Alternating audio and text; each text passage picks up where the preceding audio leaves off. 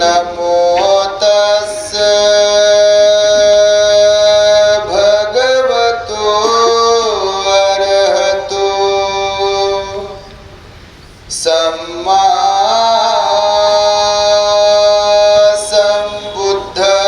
संबुद्धस्स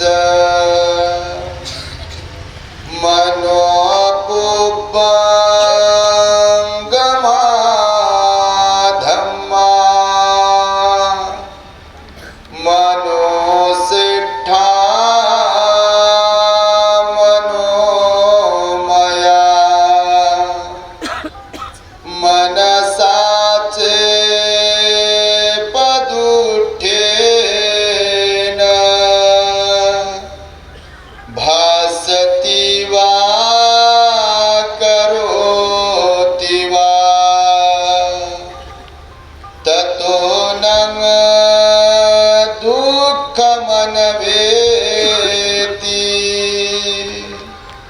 चक्कं वहतो पदं मनोपुब्बंगमा धम्मा मनोसिद्धा मनोमया मनसाचे प्रसंगेन भासती वा करोति वा ततो नं सुखमनवेति छायाव अनपायिनी।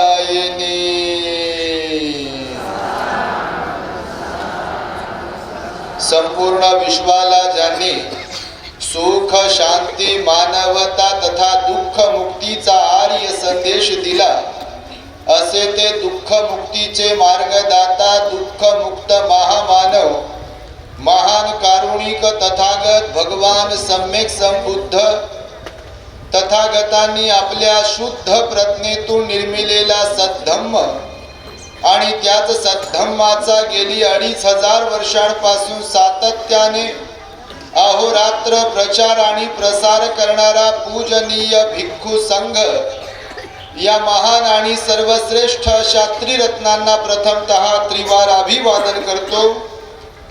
ज्यांच्या महान आणि असीम त्याग प्रभावामुळे आपल्याला जो हा अनमोल असा बुद्ध धम्म लाभला आणि ज्यांच्यामुळे आपल्याला हे एवढे मोठे वैभव प्राप्त झाले असे महान युग प्रवर्तक भारतीय राज्यघटनेचे शिल्पकार परमपूज्य बोधिसत्व डॉक्टर बाबासाहेब आंबेडकर या महामानवाच्या महान अशा धम्मक्रांतीमध्ये संपूर्ण जीवनाला समर्पित करून आज या महान मंगलमय दिनी विदर्भ स्तरीय भव्य धम्म परिषद सम्यक बुद्ध विहार व म्युनिसिपल नूतन शाळेचे भव्य प्रांगण प्रबुद्ध नगर हिंगणघाट जिल्हा वर्धा या ठिकाणी भारतीय बौद्ध महासभा हिंगणघाट जिल्हा वर्धा यांच्याद्वारा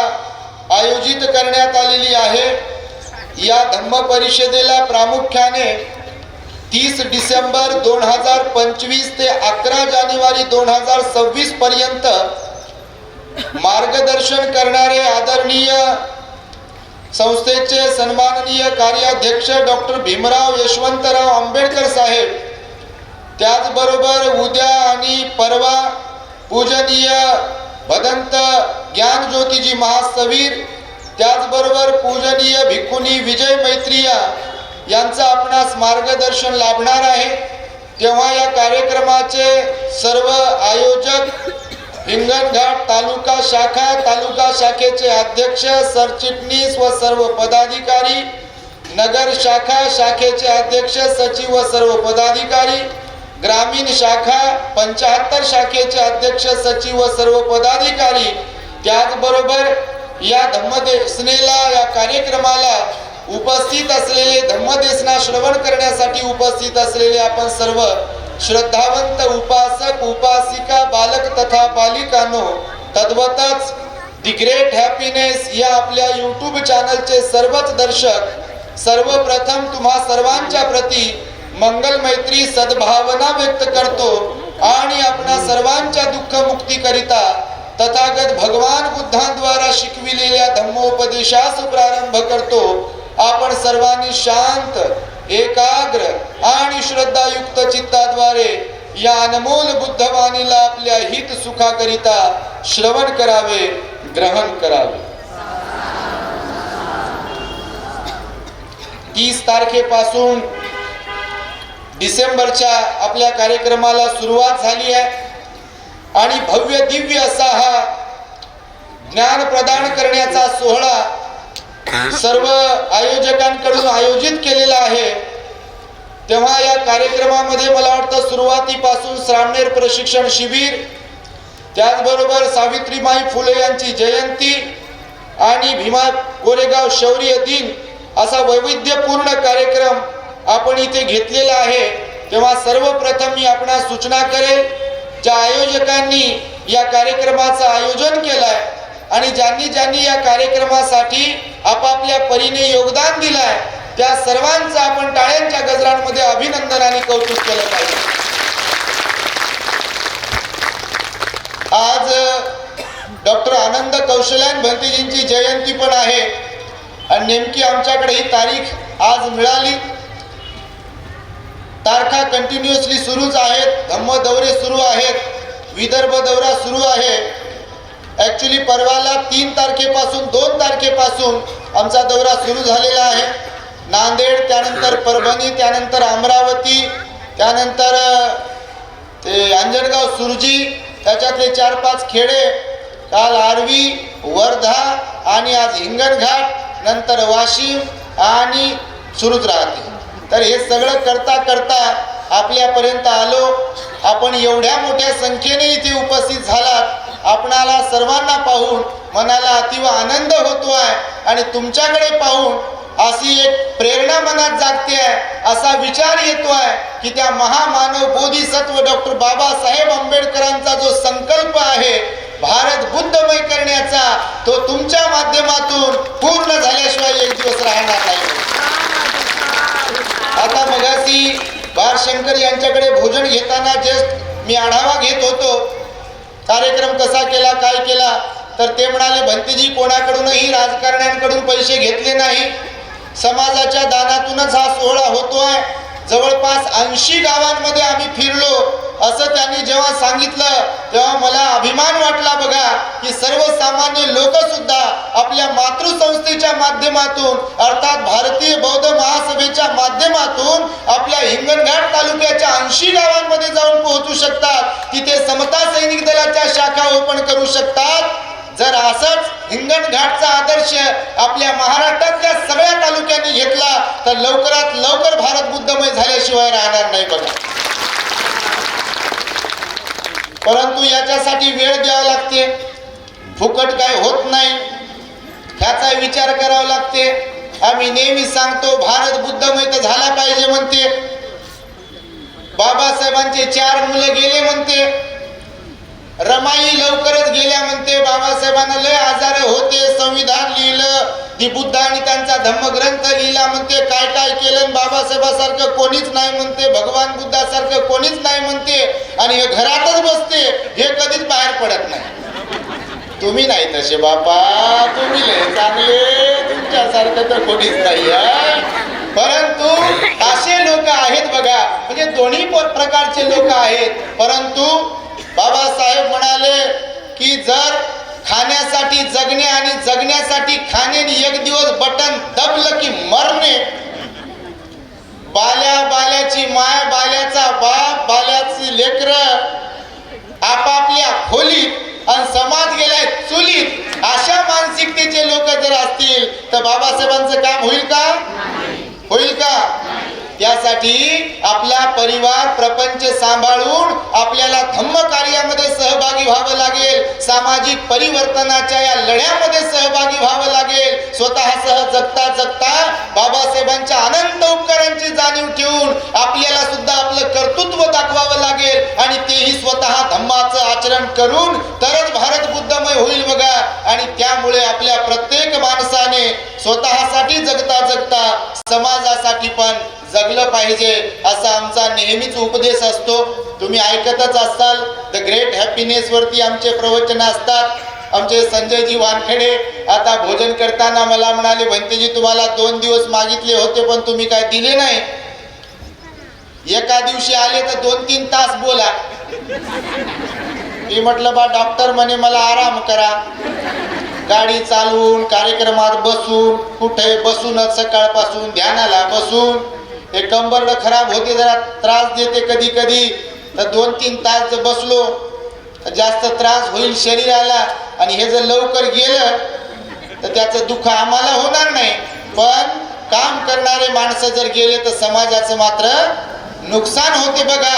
आणि त्यामुळे मी म्हणालो की एकाच ठिकाणी जास्त वेळ न थांबता सगळीकडे फिरलो पाहिजे. म्हणून बघा आज 2 दिवसांमध्ये म्हणजे 3, 4 आणि 5 3 दिवसांमध्ये 5 जिल्ह्यांमध्ये फिरलो बघा. आम्ही एका ठिकाणी थांबलो असतो तर या 5 जिल्ह्यांमध्ये जाऊ शकलो असतो काय. आणि म्हणून हे सगळं करत असताना आज आनंद कौशल्यान भंतेजींची जयंती आहे. हा एक मोठा अवसर आहे बघा. भंतेजींचं मोठं काम आहे. तुम्हाला ठाऊक असेल तर ती बुद्धा अँड हिज धम्मा ग्रंथ जो बाबासाहेबांनी लिहिला तो इंग्रजी भाषेमध्ये लिहिला. बाबासाहेबांची जी ग्रंथसंपदा आहे ती प्रामुख्याने इंग्रजी भाषेमध्ये आहे. कारण बाबासाहेब मोठे विद्वान होते. लंडन स्कूल ऑफ इकॉनॉमिक्स मध्ये शिकून आलेले होते. कोलंबिया युनिव्हर्सिटी मध्ये शिकून आलेले होते. उस्मानिया विद्यापीठाने सुद्धा त्यांना डॉक्टरेट दिलेली होती. MA, PhD, DSc, LLD, DLitt barrister at law एवढ्या डिग्र्या घेणारे बाबासाहेब होते. आणि म्हणून बाबासाहेबांची ग्रंथ संपदा तुम्ही जर चाळली तर बहुतेक ग्रंथ हे इंग्रजी भाषेमध्ये आहेत. आणि त्यामुळे सरते शेवटी बाबासाहेबांनी जो ग्रंथ लिहिला जाण्याच्या अगोदर तो कोणता लिहिला. दी बुद्धा अँड हिज धम्मा ग्रंथ लिहिला आणि तोही इंग्लिश भाषेमध्ये लिहिला होता. तर आपल्या लोकांना त्या काळामध्ये शिक्षण नसल्या कारणाने इंग्लिश काय समजत नव्हती. आता तर बाबा लय शिकले लोक आणि काही काही तर जास्तच शिकले.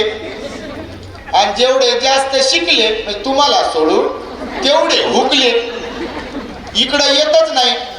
यांनी आता मला एक अनुभव सांगितला. एका ठिकाणी गेलो म्हणे, एका शिक्षकानं सांगितलं म्हणे बाबासाहेब गेले भारतीय बौद्ध महासभा गेली, मला काही देणं घेणं नाही.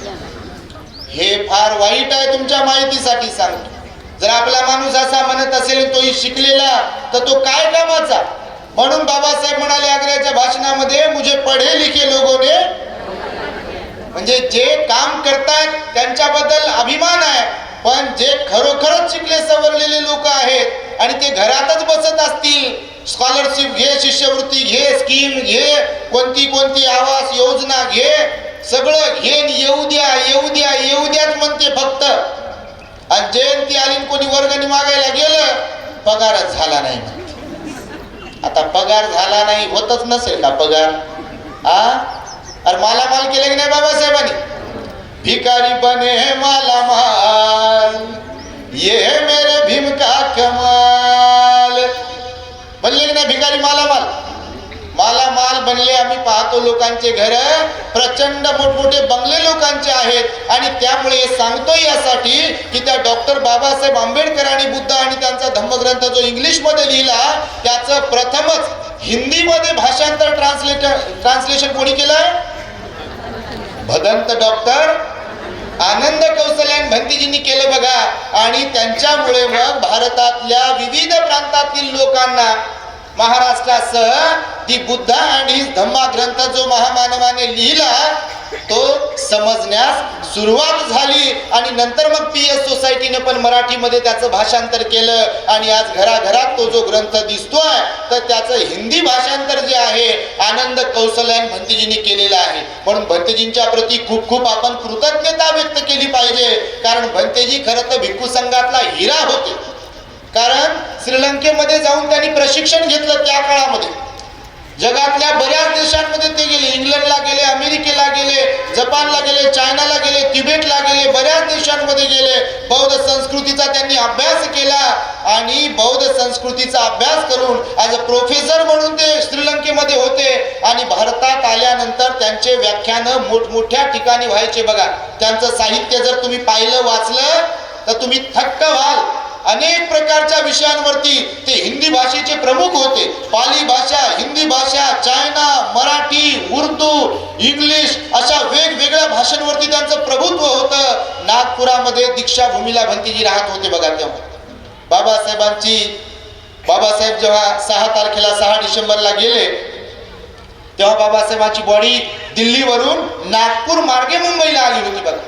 नागपूरला दीक्षाभूमीला विमान थांबलं होतं आणि बाबासाहेबांच्या त्या विमानाबरोबर आनंद कौशल्यान भंतेजी सुद्धा मग मुंबईला आले होते. तर ते आनंद कौशल्यान भंतेजी बाबासाहेबांच्या अंत्यसंस्काराला असताना देखील जो लाखो लोकांचा जनसमूह तिथे जमला होता मुंबईमध्ये दादरच्या चौपाटीला, त्या काळात आचार्य आत्रेंचं मराठा दैनिक काहीतरी वर्तमानपत्र होतं. त्याच्यामध्ये बातमी आजही दिसते तुम्हाला.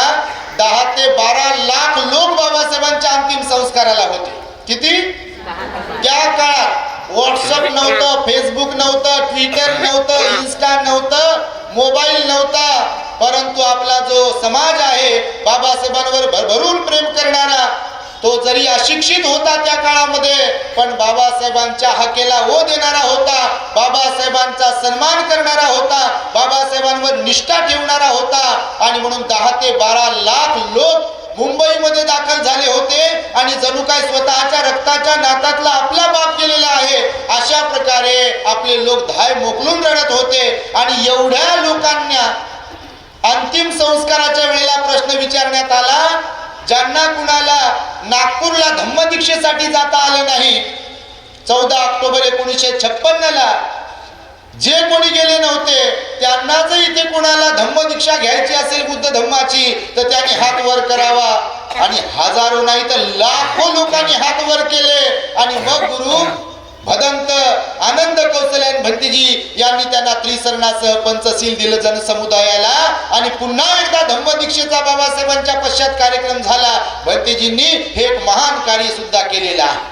तुम्ही त्यांची पुस्तकं वाचाल तर बाबासाहेब गेल्यानंतर लगेचच यदि बाबा न होते, छोटंसं पुस्तक आहे बघा. आम्ही जेव्हा दीक्षित झालो तेव्हा मुंबईमधून चैत्यभूमीवरून ते खरेदी केलं होतं बघा. यदि बाबा न होते, तुम्हाला कधी आढळलं कुठे पुस्तक तर ते नक्की वाचून पहा. यदि बाबा न होते हे भदंत आनंद कौशल्यान यांनी लिहिलेलं पुस्तक आहे. म्हणजे त्यांनी त्याच्यामध्ये विवेचन केलंय, विश्लेषण केलंय की जर कधी आपल्या वाट्याला डॉक्टर बाबासाहेब आंबेडकर आलेच नसते तर आपलं काय झालं असतं तुम्ही कल्पनाही करू शकणार नाही.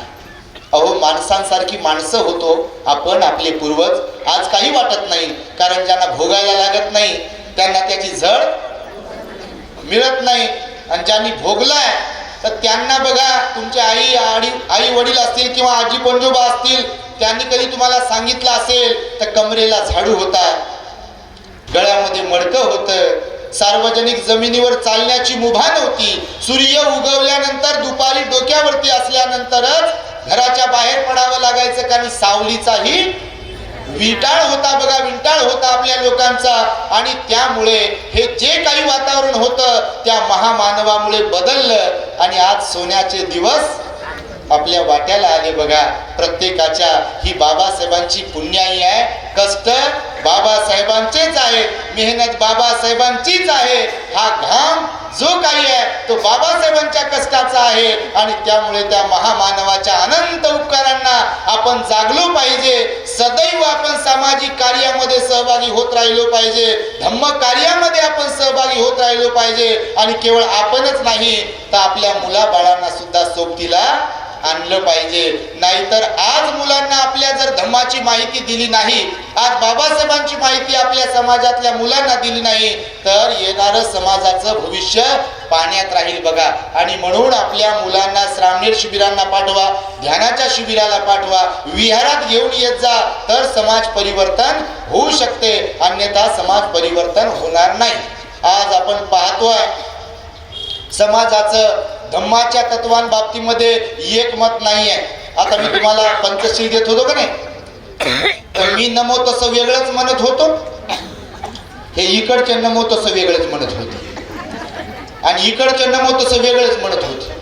ते पाठीमागचे तर म्हणत होते की नाही ते माहित नाही. म्हणजे बुद्ध वंदनेच्या बाबतीमध्ये हा बेसिक आहे. त्रिसरणासह पंचशील हा बुद्धिझमचं बेसिक आहे. बुद्ध धम्माची दीक्षा त्रिसरण पंचशीलाच्या द्वारेच दिली जाते. तर हे बुद्ध धम्माचं बेसिक नॉलेज आहे की नाही? आधी ना दाना म्हणायचंय की आधी न दाना म्हणायचंय, याचा फरक 69 वर्षात कळत नसेल तर आपण कुठे आहोत याचं सिंहावलोकन करणं, आत्मचिंतन करणं फार गरजेचं आहे. बघा, तुम्ही श्रीलंका, थायलंडची वंदना कधी ऐकली का? ऐकली की नाही? बाबा युट्यूब जिंदाबाद, काय रील्सच पाहता का काय? फक्त मोबाईल लोक वेडे झाले.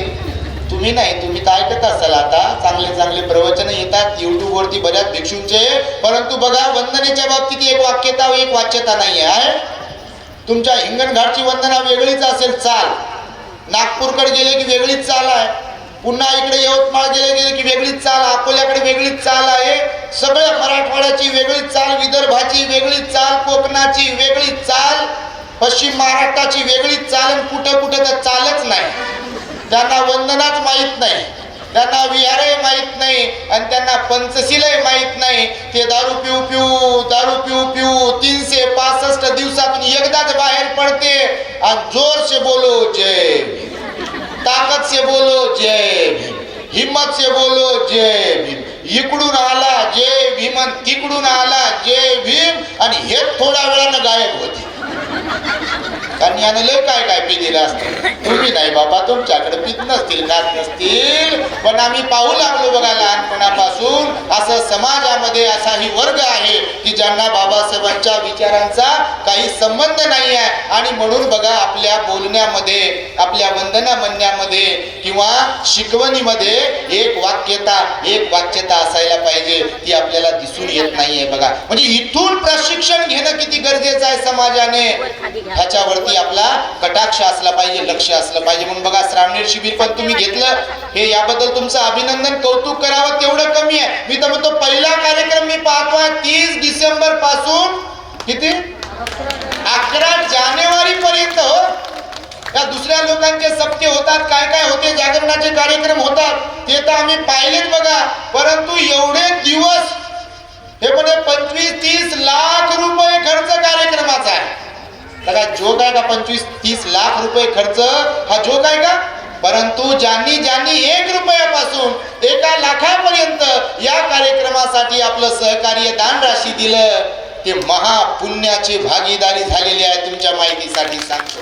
कारण हा जागर जो आहे, हा बुद्धांच्या विचारांचा जागर आहे, हा बाबासाहेबांच्या विचारांचा जागर आहे, हा धम्माचा जागर, हा संघाचा जागर आहे. म्हणून तुम्ही दिलेलं दान हे वाया जाणार नाहीये. परंतु यामध्ये प्रशिक्षण असावं, हेही यांनी लक्षात घेतलं आणि श्रामणेर प्रशिक्षण घेतलं यांनी, आणि त्यांना प्रशिक्षण दिलं. आमचे एम.बी. सरोदे सर आहे, ते मुंबईहून आले बघा. भारतीय बौद्ध महासभेचे आपले हे जे प्रशिक्षक आहेत, यांच्यासाठी एकदा टाळ्या वाजवा तुम्ही. कारण जिथे जिथे शिबिरं होतात, श्रामणेर शिबिरं असतील किंवा असे काही कार्यक्रम असतील, तिथे हे पूर्ण वेळ काढून तिथे समाजाला, श्रामणेरांना किंवा उपासक उपासिकांना प्रशिक्षण देण्याचं काम करतात. आज आम्ही समाजामध्ये पाहतोय, प्रशिक्षण नसल्या कारणाने काही चिवरधारी आणि काही उपासक पण लय कार्यक्रम बिघडलेला आहे. बरेच उपासक भेटतात, कोणावर पर्सनल टीका टिप्पणी करत नाही आपण. बरेच उपासक कधी कधी भेटतात आणि प्रॉब्लेम सांगतात. बंतेजी म्हणतात, आम्ही शिवायला जातो. शिवणं समजते ना? शिवणं समजते ना? कपडे शिवता का नाही? शिवता का नाही? बोलत राहा, झोपू नका. जेवण झोपू तर देतच नाही बाबा. आपल्याला जाणा भरडा आवाज आहे. आमच्या आईने लहानपणी तोंडामध्ये काय म्हणतात, कुठली जी पडजिबीला ते दातवण लावू काय केलं काय माहित नाही, लय भांडल्यासारखाच आवाज येते बा. हळू बोलताच येत नाही. आता फ्रिक्वेन्सीच अशी ठरलेली आहे, त्याला काय करावं? एखाद्याला बाहेरच्याला वाटायचं कोण महाराज आणले, भांडू लागले का काय? पण ते त्यानं ध्यान करून जर ऐकलं तर त्याला समजते बा, हे गोळ्या घालू लागले महाराज, शाब्दिक गोळ्या. आणि या शाब्दिक गोळ्या फार महत्वाच्या आहेत. त्या डॉक्टरकडे गेल्यावर गोळ्या घेतल्यावर त्या कडूच असतात, आणि कडू असतात म्हणून तब्येत बरी होते. तर आज आम्ही पण अभ्यास केला, अनालिसिस करतो समाजाचं, की समाजाला काय पाहिजे. भगवान आपले सुपर सायंटिस्ट होते, भगवान आपले डॉक्टर होते, आणि डॉक्टरांचा एक गुणधर्म असतो तुम्ही जेव्हा डॉक्टरांकडे जाता एक पेशंट बनून, तर डॉक्टर म्हणते का या झोपा, दाखवा दंड, दाखवा कंबर आणि घेते इंजेक्शन आणि टोचते जा आता, असं म्हणते काय? काय करते डॉक्टर? जीभ दाखवा म्हणते, डोळे दाखवा, टेटेस्कोप लावते, इकडं लाव तिकडं लाव, घड्याळाकडे पाय, नसली तरी इकडं पाय. लहान होतो तेव्हा मला वाटायचं बाई इकडं काय पाहते, टेटेस्कोप कानात घातलाय, छातीला लावलाय माझ्या, इकडं काय पाहते डॉक्टर? आणि सगळं चेक केल्यावर पुन्हा विचारते काय होते. अरे बाबा आतापर्यंत काय केलं? असं होते. हे सांगतो यासाठी की जसं डॉक्टरांचा हा गुणधर्म आहे की पेशंटला अगोदर चेक करते, तपासते आणि नंतर मग त्याला पाहूनच गोळ्या औषध इंजेक्शन देते का नाही? न पाहता न तपासता गोळ्या औषध इंजेक्शन देते काय? भगवंत पण असेच होते आपले. काखेतलं काढलाय, बाजारात मांडलंय, असे उपदेश कोणालाच केले नाही. तुमच्या माहितीसाठी सांगतो. माहिती तुम्हाला, ज्याला अभिधम्म शिकवायचा आहे, ज्याला कर्मठान द्यायचं आहे, त्यालाच कर्मठान दिलं, त्यालाच अभिधम्म शिकवला. ज्यांना दान शिकवायचंय त्यांना दानच शिकवलं, बाकी काही नाही शिकवलं. ज्यांना शील शिकवणं आवश्यक आहे त्यांना शील शिकवलं, बाकीचं काही नाही शिकवलं. ज्यांना ध्यान शिकवणं आवश्यक आहे त्यांना ध्यान शिकवलं, बाकीचं काही नाही शिकवलं. Step by step, step by step शिकवणी ही भगवान बुद्धाची शैली होती. तुम्ही जर पहा भगवंताच्या प्रवचनाची एक विशिष्ट शैली होती. दान कथा, शील कथा, असं स्टेप बाय स्टेप घेऊन जायचे भगवान बुद्ध. जसं आपण शाळेत जातो, सुरुवातीला क ख ग न शिकवतात, ABCD हे शिकवतात आणि नंतर मग काय जे असेल पुढचं शिकवतात. लहान लेकरांना पहिलीला, दुसरीला, तिसरीला MPSCचं शिकवतील का? आणि शिकवल्यावर फायदा होईल का? नाही. तसेच भगवान बुद्ध डॉक्टर होते, अगोदर तपासायचे आणि मगच समोरच्याला काय पाहिजे आहे ते द्यायचे. अंगुलीमालाला चेक केला अगोदर. दी बुद्ध हिज धम्मा ग्रंथामध्ये लिहिले की नाही बाबासाहेबांनी? 999 खून करणारा अंगुलीमाल भगवंताची आणि त्याची भेट होते तेव्हा त्याला फार जास्त बोलले नाही भगवान बुद्ध. थोडासाच उपदेश केला, कारण तोही ज्ञानीवंत होता. काय तो असल डाकू वगैरे होता काय? तो नव्हता. जरी त्याने 999 खून केले, परंतु त्याला प्रवृत्त कोणी केलं होतं? त्याच्या गुरुने प्रवृत्त केलं होतं. तो स्वतः प्रवृत्त झालेला नव्हता आणि म्हणून भगवान बुद्ध त्याला थोडंसंच बोललेले आहे, जास्त बोललेलं नाही आहे. भगवान त्याला म्हणाले की हे अहिंसका, तुझ्यातलं साधुत्व अजून कायम आहे, ते तू टिकवण्याचा प्रयत्न कर. तोडणं फार सोपं आहे, मारणं फार सोपं आहे, शिवीगाळ करणं फार सोपं आहे, कुणाची निंदा करणं फार सोपं आहे, कुणाला तरी जीवनातून उठवणं फार सोपं आहे, पण माणसं जोडणं हे फार कठीण आहे. आणि ते तुला जमलं तर तू खरा पुरुषार्थी आहे असं मी समजतो. एवढं थोडंसंच बोलले, त्याला समजलं की काय कुछ तो विशेष बात आहे. आणि तो अंगुलीमाल डाकू जो होता त्यानं शस्त्र टाकून दिलं आणि तो भिक्खू बनला. आणि भिक्खू बनल्यानंतर भगवंतानं त्याला कर्मठान दिलं, तो ध्यानी बनला. ध्यानी बनल्यानंतर ज्यांचे मायबाप, बहीण, भाऊ, मुलं मारले त्या लोकांनी त्याला मारलं, रक्तबंबाळ केलं. यानं मात्र प्रत्युत्तर दिलं नाही. हा ध्यानातून पुढे पुढे पुढे पुढे गेला आणि एक दिवस तो अर्हत झाला. बघा, कोण? डाकू असलेला अंगुलीमाल अर्हत बनू शकतो हे भगवंताने करून दाखवलं. आणि जेव्हा त्या अंगुलीमालाचं परिनिर्वाण झालं तेव्हा भिक्खूंनी भगवंताला विचारलं, भगवान अंगुलीमालाची गती कोणती झाली? मरणोत्तर, मृत्यू पश्चातची गती. आता कोणी मानते आणि कोणी मानत नाही. आता याच्यासाठी अभ्यास करावा लागतो. हे मुद्दाम शिकू लागलो तुम्हाला. अभ्यासाशिवाय बुद्ध धर्मात काही नाही. आणि बुद्ध धर्माचा अभ्यास 2 प्रकारचा आहे. किती किती? फक्त थिअरी नाही. हे भगवान बुद्ध कपिलवस्तू नगरीमध्ये 7 वर्षानंतर आले आणि नंतर मग तिथे भिक्षा मागू लागले. भिक्षा मागत असताना शुद्धोधन राजाने पाहिले. शुद्धोधन राजाने पाहिल्यानंतर त्यांना दुःख झाले. त्यांनी विनंती केली की तुम्ही माझे पुत्र आहात, तुम्ही भिक्षा मागणं शोभत नाही वगैरे वगैरे. हे झालं थिअरी. समजते का नाही? ऐकायला येतं का नाही? हे झालं थिअरी. हे तुम्हाला कोणाला उठवलं, इथं माईक दिला, सुरू करते ते बोला, नमो तस भगवतो बुद्धं शरणं गच्छामि तिपिसो भगवान वन्न गंध गुणोपेतं आवान सुतन नियमित सुतन काय काय काय काय काय काय सरा सब पाप सलय म्हणते पंचांग प्रणामय करते. हे झालं थिअरी. हे महत्वाचं आहे. पण याच्यापेक्षा महत्वाचं न तावता धम्म धरो यावता बहुभास वोच अपंपी सुतवानं धम्मं कायेन पස්සती. कुणाचं वचन आहे? भगवंताचं वचन आहे. म्हणतात धम्मपालन गाथेमध्ये म्हणता का नाही? काय म्हटलं याच्यामध्ये? न तावता धम्मधरो यावता बहुभासती. खूप जास्त बोलल्यामुळे, खूप जास्त काही मुखोद्गत पाठ असल्यामुळे कोणी धम्मधर होत नाही.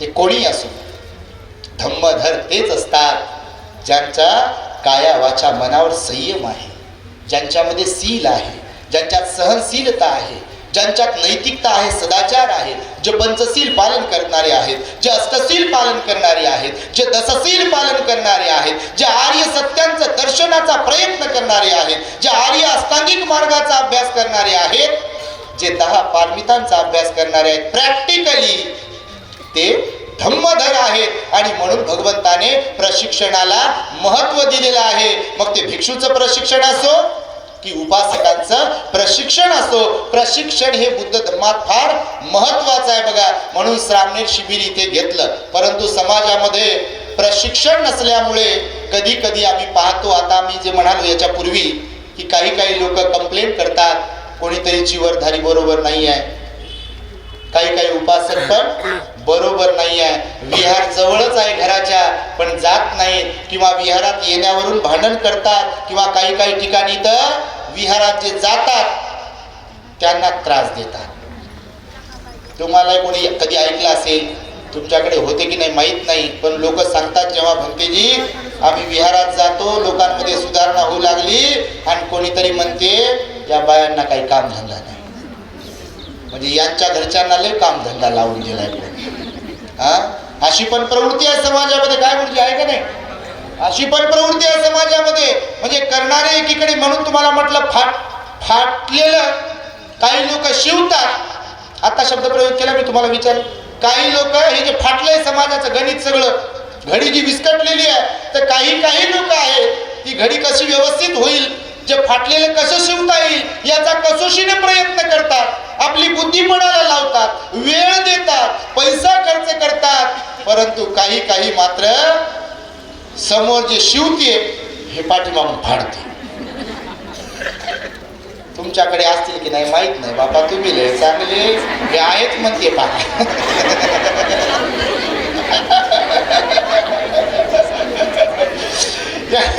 कोणत्याच एरियामध्ये अशा लोकांची कमतरता नाही पहा. कोणत्याच एरियामध्ये पाय खेची. आपल्या भंतीजीनंच एक गोष्ट सांगायची, आपले आनंद कौशल्य आहेत, मी नेहमी सांगतो, आपल्या चॅनलवर बऱ्याचदा सांगितलेली आहे, की भारतीय समाज आणि त्यातल्या त्यात आपला समाज, आपला म्हणजे समजतं ना, तुम्ही ना आम्ही, त्यातल्या त्यात आपला समाज एक विशेषता आहे. भंतेजी नेहमी सांगायचे, एका ठिकाणी खेकड्याचं प्रदर्शन भरवलं होतं. तुमच्यापैकी कोणी ऐकलं असेल? खेकडे समजतात का नाही? समजते? इकडे नदी आहे कोणती?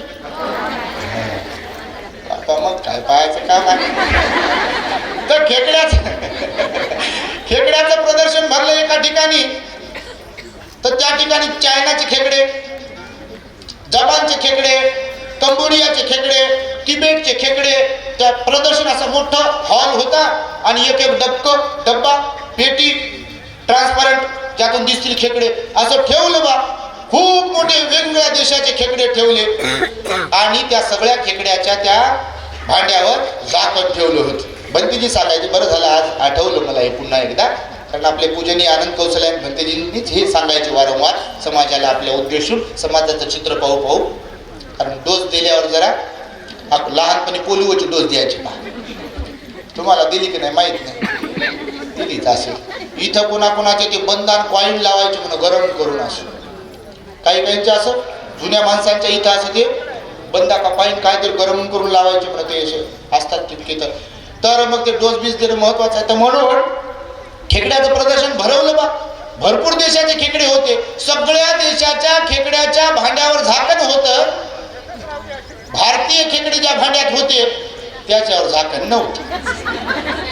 आता हे तुमच्यासारखे माझ्यासारखे प्रदर्शन भरले म्हणून पाहायला जायचे, पाहायचे, अच्छा चायनीज क्रॅब, अरे बाप, लाल आहे, हिरवा आहे, डोळे बाहेर काढलेत, एक पाय आहे, दोन पाय आहे, छोटा मोठा, काळा गोरा, काय जे आहे ते पाहायचे, कौतुक करायचे. सगळे पाहून झाले की शेवटी एक भांड ठेवलं होतं भारतीय खेकड्यांचं, इंडियन क्रॅब, भारतीय खेकडा. आणि त्याची विशेषता अशी होती की त्या भांड्यावर झाकण नव्हतं. आता प्रदर्शन ज्याने भरवलं होतं त्याने टेबल लावलेले होते, खिडच्यान टेबल, ते बसलेले होते असे. तर मग ज्याने प्रदर्शन पाहिलं तर जाता जाता विचारायचे, हो का हो, हे सगळ्या देशाचे खेकडे आम्ही पाहिले, फार सुंदर वगैरे काय काय जे असेल ते आहे, त्या भांड्यावर झाकणं ठेवलेली आहे, हे भारतीय खेकडे ज्या भांड्यात ठेवले त्याच्यावर झाकण काऊन नाही ठेवलं? तेच प्रत्येकाला सांगायचे. त्याची विशेषता अशी आहे, तर बाहेर देशातले जे खेकडे आहेत ते मोठे हुशार आहेत, ज्ञानीवंत आहेत, ते अनुकरण करतात, अनुसरण करतात. कोणाचं? तर एखादा खेकडा जर वरती चालला बाहेर पडण्यासाठी, वरती चालला तर त्याच्याकडे पाहतात बायानं, उजवा पाय कुठं ठेवलाय, डावा पाय कुठं ठेवला, पुन्हा तिसरा पाय कुठं ठेवला, चौथा पाय कुठं ठेवला, बाहेर कसं पडलं हे पाहते. त्याचं ते दुसरे खेकडे अनुकरण करतात आणि सगळे खेकडे बाहेर पडतात म्हणून झाकण ठेवलं. ते म्हणे भारतीय खेकड्याचं काय? ते म्हणे भारतीय खेकड्याची विशेषता अशी आहे की याच्यावर झाकण ठेवण्याची काही गरज नाही. ते म्हणे का बरं? ते म्हणे एक जर वरती निघायचा प्रयत्न केला एखाद्यानं,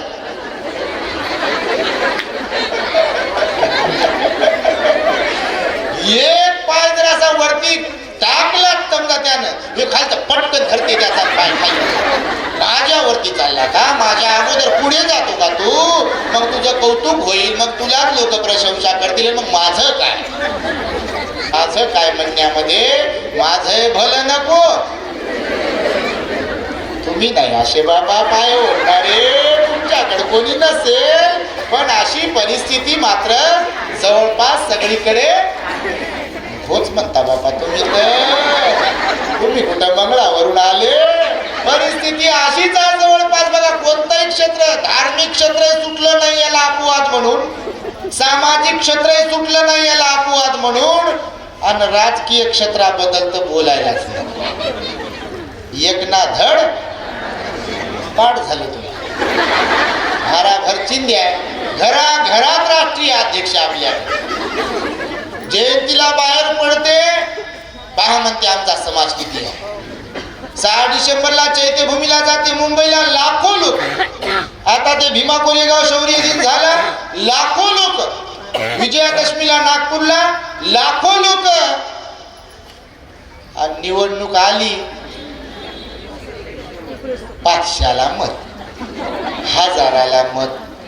त्या नांदेडला त्या दिवशी आम्ही गेलो होतो, तिकडं माळेगाव नावाचं एक गाव आहे म्हणून, तिथं एक जत्रा भरते म्हणून. त्या जत्रेमध्ये गाढवं विकायला आले होते म्हणजे, खरोखरच हो. तर त्या गाढवाची, एका गाढवाची किंमत 10,000पासून 1 लाखापर्यंत लावली होती म्हणून बातमी होती त्याची, सोशल मीडियावर तुम्ही पाहिली असेल. खरोखरच. आता मला सांगा, कमीत कमी गाढव जर 10,000ला विकल्या जात असेल आणि माझं जर 500ला 1000ला विकल्या जात असेल, तर मला सांगा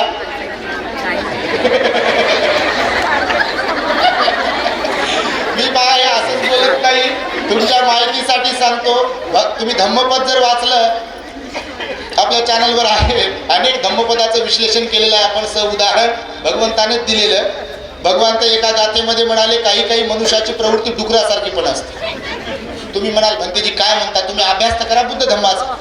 असंच ऐकणं वेगळं आणि ऍक्च्युअल मध्ये अभ्यास करणं वेगळं आहे. आणि त्यामुळे तुम्हाला सांगतो की समाजाची जी परिस्थिती आहे, समाजाला प्रशिक्षण देणं फार जरुरी आहे. बघा, कोणी श्रामणेर बनवत असेल, कोणी एखादी भिक्षू, तर त्यांनी त्या श्रामणेराला पूर्ण प्रशिक्षण देईपर्यंत, त्याची उपसंपदा होईपर्यंत आपल्या जवळ ठेवलं पाहिजे, त्यांना बाहेर नाही सोडलं पाहिजे. माहिती आहे तुम्हाला, गणित बिघडते, कारण अर्धवट ज्ञान असलेले लोक आपल्या समाजामध्ये कमी नाही आहेत. बघा, आहेत अर्धवट ज्ञान. एखादं पुस्तक वाचायचं आणि सांगायचं पुनर्जन्माबद्दल, पुनर्भवाबद्दल, आत्म्याबद्दल, मरणोत्तर गतीबद्दल आपल्या लोकांमध्ये एकमत नाही आहे का? ती तर फार सिरियस गोष्ट झाली हो. आणि ते बी एखादं म्हणते एकच अँगल धरून चालणारा, असं घोड्याला झापडी लावली असते की ना. मिथ्या दृष्टी आणि सम्यक दृष्टी अशा दोन दृष्टी शिकवल्या भगवंताने. किती? कोणकोणत्या? मिथ्या दृष्टी आणि सम्यक दृष्टी. भगवंतानं सम्यक दृष्टीला महत्व दिलेलं आहे. पण भगवान म्हणाले या जगतामध्ये दोन्ही प्रकारचे लोक आहेत. सदा सर्व काळ, भूतकाळातही, वर्तमानातही आणि भविष्यातही सदा सर्व काळ हे दोन प्रकारचे लोक असतात. हे दोन प्रकारचे प्रवाह चालतात. एक प्रवाह चालत असतो या जगतामध्ये मिथ्या दृष्टीवाल्यांचा. खऱ्याला खोटं म्हणणारे किंवा त्याला खोटं म्हणून सिद्ध करणारी मानसिकता प्रवृत्ती असणारे जे लोक असतात ते मिथ्या दृष्टीवाले असतात. दानाचं फळ नाही म्हणते, शीलपालनाचं फळ नाही म्हणते, ध्यानाचं फळ नाही म्हणते, विहारात गेल्यावर काही भेटत नाही म्हणते, बाबासाहेबांनी कुठं पंचांग प्रणाम केला काय म्हणते, बाबासाहेबांनी कुठं ध्यान केलं का म्हणते, बाबासाहेबांनी कुठं मेणबत्ती वाहिली का म्हणते, लावली का म्हणते, बाबासाहेबांनी कुठं फुलं, बाबासाहेबाला पुढं करते पाहिजे. हे नाचता येईना अंगण वाकडं राहते याचं. याला विहारात जाऊ वाटत नाही आणि हे म्हणते विहारात जाऊन काय फरक पडते. असे लोक आहेत आपल्यामध्ये, नाही म्हणू शकत नाही तुम्ही बिलकुल. म्हणून तर बघा विहार आहेत काही काही ठिकाणी पण ओस पडलेली आहेत. माहिती तुम्हाला, ओस पडलेले मोठमोठे विहार आहेत पण विहारात कोणी जात नाही बघा. फार मोजकेच लोक बिचारे असतात, तेच जातात, तेच वंदना घेतात, तेच ध्यान करतात, तेच भिक्षू संघाला भोजन वगैरे दान देतात, तेच कार्यक्रमांमध्ये सहभागी होतात. परंतु हे जर असं असेल तर समाजाला प्रशिक्षणाची गरज आहे. आणि म्हणून तुम्ही हे जे काही हा सत्संगच आहे, खरं तर शब्द आपलाच आहे, हा सत्संग आहे. चांगल्या लोकांचा संग करून भगवंताने सांगितलं असेवनाच बालानं पंडितानंच सेवना पूजाच पूजनीयानं येतं मंगलमुत्तमं. असेवनाच बालानं, मूर्खांची संगती धरू नका, करू नका. संगत कोणाची आहे हे फार महत्वाचं आहे. संगत खूप महत्वाची असते जीवनामध्ये. तुम्ही चांगल्यांच्या सहवासात संगतीमध्ये राहिलात, धार्मिक लोकांच्या संगतीमध्ये सहवासात राहिलात, दान देणारे, शील पालन करणारे, ध्यान करणाऱ्यांच्या संगतीमध्ये सहवासात राहिलात तर तुम्हाला त्यांचे गुण चिपकतील. चिपकतील की नाही? बिलकुल चिपकतील. फक्त देवदत्ताची प्रवृत्ती नसली पाहिजे, किंवा भाजीतल्या पळीची प्रवृत्ती नसली पाहिजे. कारण देवदत्त घरचा माणूस होता का नाही? लांबचा होता का? घरचा माणूस होता. सोबत लहानाचा मोठा झाला, बुद्धत्व पाहिलं, भिक्षुही झाला. पण शेवटपर्यंत भगवंताचा त्यानं द्वेष आणि द्वेषच केला बघा. मारण्याचा प्रयत्न केला, लांछन लावण्याचा प्रयत्न केला भगवंताला आणि मरणांतिक वेदना भोगल्या त्यानं, नरक यातना जीवंतपणामध्ये. आणि शेवटी त्याला पश्चाताप झाला, पण तेव्हा वेळ निघून गेलेली होती. आणि तो म्हणाला मनोमन आपल्या शिष्यांना की घडवनो, माझं चुकलं, भगवान श्रेष्ठच आहेत. भगवंतानं कधी माझ्याबद्दल ब्र काढलं नाही, भगवंतानं माझ्याबद्दल कोणाकडे काही बोलले नाही, मला स्वतःला टोकलं नाही. भगवान श्रेष्ठ आहेत, मीच चुकलो, फार त्रास दिला त्या भगवंताला मी. एकदा माफी मागायची आहे भगवंताला. ओकास वंदा मी म्हणते द्वारतयेन कत्तं सब्बंग अपराधं खम तुमे भंती. म्हणून एकदा मला भगवंताकडे घेऊन चला. आणि श्रावस्तीला आपल्या शिष्यांसह निघाला होता तो. पण भगवंतानं आपल्या बोधी ज्ञानानं दिव्य दृष्टीने पाहिलं आणि भिक्खूंना सांगितलं की बघा त्याला पश्चाताप होतोय, देवदत्त येतोय खरा पण तो गरु कर्म केलेला व्यक्ती आहे, तो भगवंताचं दर्शन घेऊ शकणार नाही. आणि तो घेऊ शकला नाही बघा, खरोखर तुमच्या माहितीसाठी सांगतो. आणि म्हणून धम्माचं प्रशिक्षण समाजातल्या लोकांना दिल्या गेलं पाहिजे, तरच एक वाक्यता, एक वाच्यता समाजामध्ये निर्माण होईल. नाही तर खरोखरच एक ना धड भाराभर चिंध्या होतील. कोणी कोणाचं ऐकायला तयार नाही बघा. आज परिस्थिती अशी आहे. ऐकतात लोक, मोजके जर लोक सोडले, तुमच्यासारखे धार्मिक श्रद्धावंत लोक जर सोडले, जे सिलवान लोक आहेत, ध्यानी लोक आहेत, ते जर सोडले तर समाजामध्ये असा वर्ग जास्त आहे की ज्यांना याच्याशी काही देणं घेणं नाही. मी तर म्हणतो बापा, हिंगण घाटातही असे लोक असतील जे या गावचेच नाहीत. त्यांना काहीच माहीत नाही तो काय मांडव कशाला टाकलाय, एवढा मोठा स्टेज कशासाठी आहे, हे भोंगे माईक कशासाठी लावलंय, हे भंतेजींना कशासाठी बोलवलंय, श्रामणेर शिबिर कशासाठी घेतलंय, हे बिचारे आपले सगळे संयोजक एवढ्या खेड्यापाड्यात कशाला फिरले वर्षभर, याच्याशी त्यांना काही एक देणं घेणं नाही, असाही वर्ग आहे. आणि म्हणून भगवंताच्या काळामध्ये बघा, एका राजाने एक फार सुंदर असा म्हणजे दृष्टांतच आहे तो, 2-3 दृष्टांत सांगतोच मी तुम्हाला आज. आणि 3 तास बोला म्हटले, पण मी 3 तास काही बोलत नाही, पण बोलतो बा, आलो तो फार खरंच आनंद झाला तुम्हाला पाहून. तर एक मत नाही धम्माच्या तत्वांबद्दल. तर एक राजा होता, त्या राजाला अशी इच्छा झाली की माझ्या नगरामध्ये अंध लोकांची संख्या पण आहे, एकदा त्यांची परीक्षा घेऊ त्यांच्या ज्ञानाची, की अंध लोकांना ज्ञान किती आहे. अज्ञानाच्या अंधकारात असलेली लोक अंधच असतात, तुमच्या माहितीसाठी सांगतो, भगवंताचं वचन आहे. अज्ञानाचा अंधकार, त्या अंधारात पडलेले काही लोक अंधकारात असतात. तर मग राजाने अंध लोकांची परीक्षा घ्यायचं ठरवलं आणि आपल्या नगरातल्या अंध लोकांना सगळ्यांना बोलविण्यास सांगितलं. आणि एका मोठ्या जागेमध्ये एक हत्ती उभा केला, पाळलेला. तुम्ही ऐकलं असेल धम्माचं तत्व किंवा धम्माच्या तत्वाबद्दल एक वाक्यता कशी नाही आहे, त्याचा एक दृष्टांत भगवंताने दिला की काही लोक मिथ्या दृष्टीवाले असतात, ते धम्माच्या तत्वावर विश्वास ठेवणारे नसतात, किंवा एक म्हटलं की दुसरंच काहीतरी त्याला लावतात. तर ते अंध लोकांना बोलवलं राजाने, हत्ती उभा केला. आणि हत्ती उभा केल्यानंतर त्या सगळ्या अंधांना सांगितलं की तुमची परीक्षा घ्यायची आहे, तुमच्या समोर हत्ती उभा आहे, तर प्रत्येकाने त्या हत्तीला पहा आणि मला सांगा थोड्या वेळाने की हत्ती कसा आहे. आज बघा, बुद्ध धम्माची व्याख्या करताना काही लोक आम्ही पाहतो, भगवान बुद्धाची व्याख्या करताना काही लोक आम्ही पाहतो, डॉक्टर बाबासाहेब आंबेडकरांची व्याख्या करताना काही लोक आम्ही पाहतो. आपापल्या अँगलने, आपापल्या ज्ञानानुसार बाबासाहेबांकडे लोक पाहतात, आपापल्या ज्ञानानुसार लोक भगवान बुद्धाकडे पाहतात. पण भगवान हे महासमुद्रा समान आहेत. कशा समान? महासमुद्रा समान आहेत. कारण यं किंची रतनं लोके विद्यति विविधा पुतु रतनं बुद्ध समं नत्थी रतनं धम्म समं नत्थी आणि रतनं संग समं नत्थी. नत्थी म्हणजे नाही, म्हणजे बुद्ध रत्ना समान सारखं, धम्म रत्ना सारखं समान आणि संघ रत्ना सारखं समान. या जगात चौथं कोणतंही रत्न नाही, हे तुम्ही वंदनीत म्हणत असता. म्हणून बुद्धाला आपल्या चष्म्यातून पाहणं हे योग्य नाहीये, त्यासाठी अभ्यास करावा लागतो. तर या अंध लोकांची परीक्षा घेत असताना राजाने त्यांच्या समोर हत्ती उभा केला. सगळे अंध लोक त्या हत्तीच्या बाजूला उभे होते आणि त्यांना चाच पडून, आता डोळे तर नाहीये, मग चाच पडायला सांगितलं, स्पर्श करायला सांगितलं आणि थोड्या वेळाने विचारलं हत्ती कसा आहे.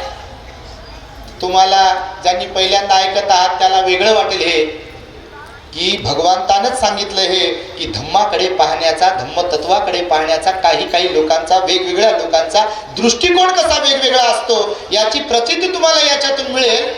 जो अंध व्यक्ती हत्तीच्या शेपटीजवळ उभा होता की नाही, त्याच्या हाताला हत्तीची शेपटी लागली, त्याला विचारलं हत्ती कसा आहे.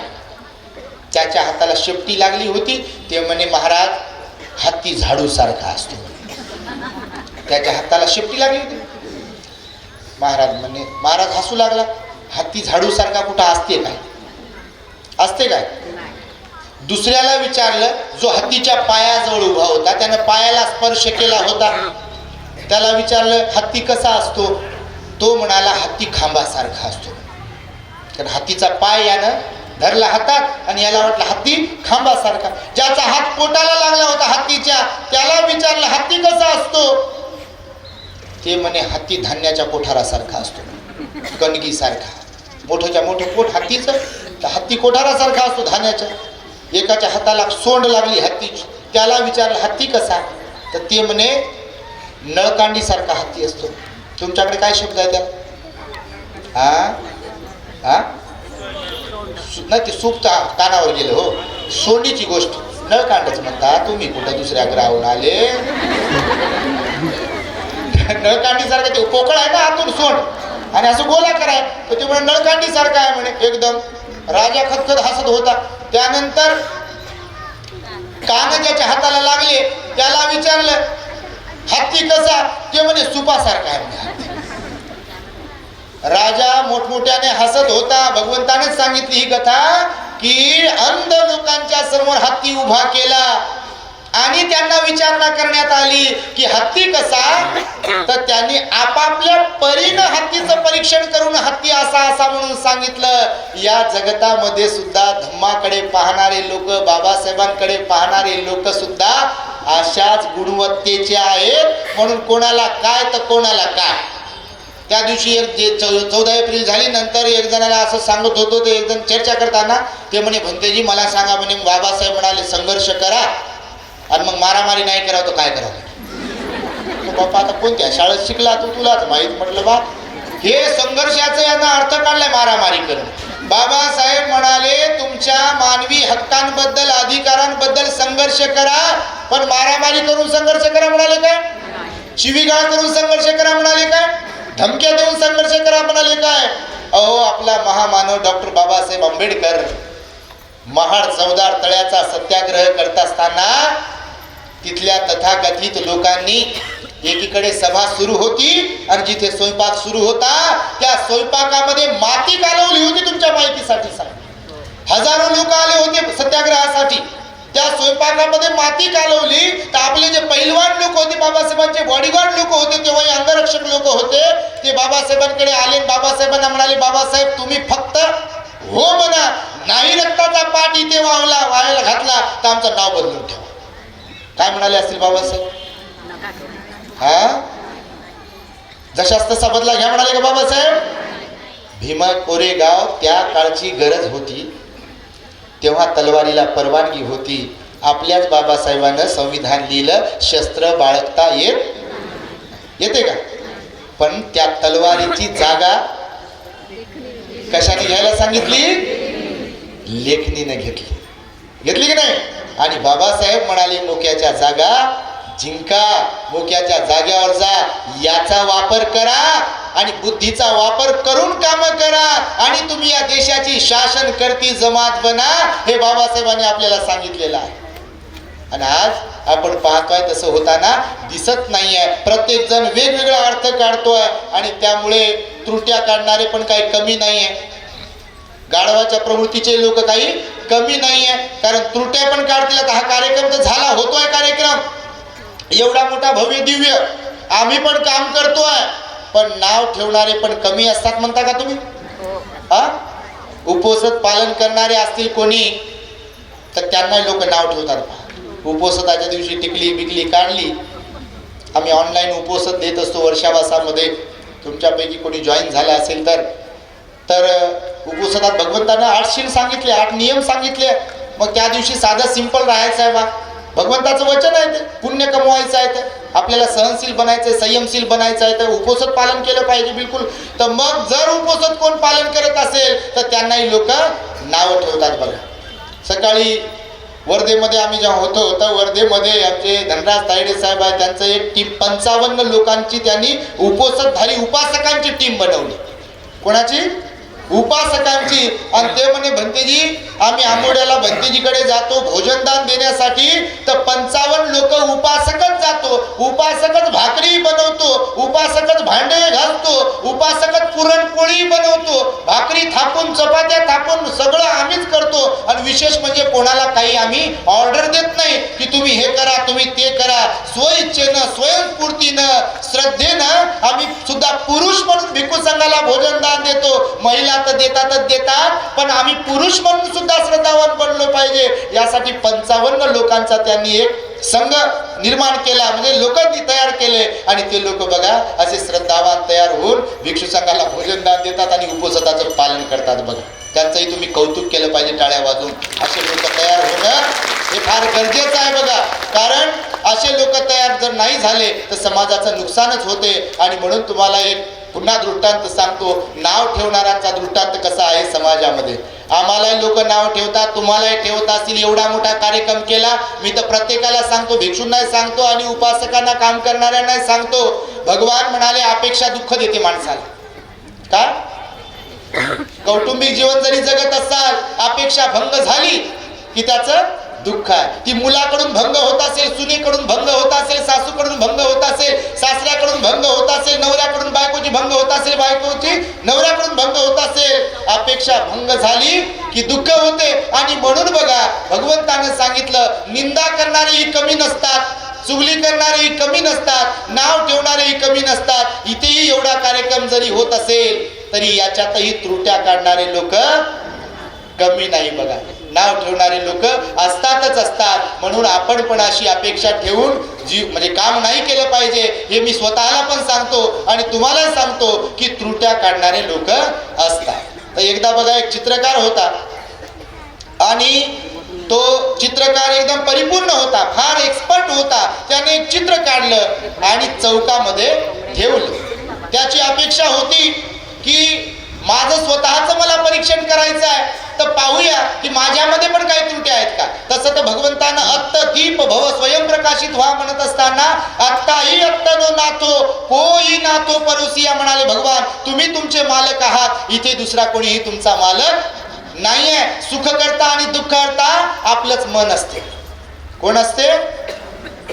आपलंच मन असते. आपलं मन जर निर्मळ आहे, आपलं आचरण जर शुद्ध आहे तर आपण सुखी आहोत. आपलं मन जर निर्मळ नाही आहे, आपलं आचरण जर शुद्ध नाही आहे तर आपण दुःखी होण्यापासून आपल्याला कोणी थांबवू शकत नाही. तर त्या चित्रकाराने चित्र काढलं, चौकामध्ये ठेवलं आणि त्या चित्राच्या खाली एक मजकूर लिहिला. त्याला स्वतःला चेक करायचं होतं. मी तर म्हणतो प्रत्येकाने, ते भिक्षू असो, श्रामणेर असो, भिक्षुणी असो की उपासक असो, कोणी असो, आपण ऍक्च्युअल मध्ये प्रत्येक जण स्वतःला आपण नेहमी सांगत असतो. आपल्याला वाटत असते की मी फार ज्ञानी आहे, मी फार हुशार आहे, माझ्यासारखं कोणीच नाही आहे.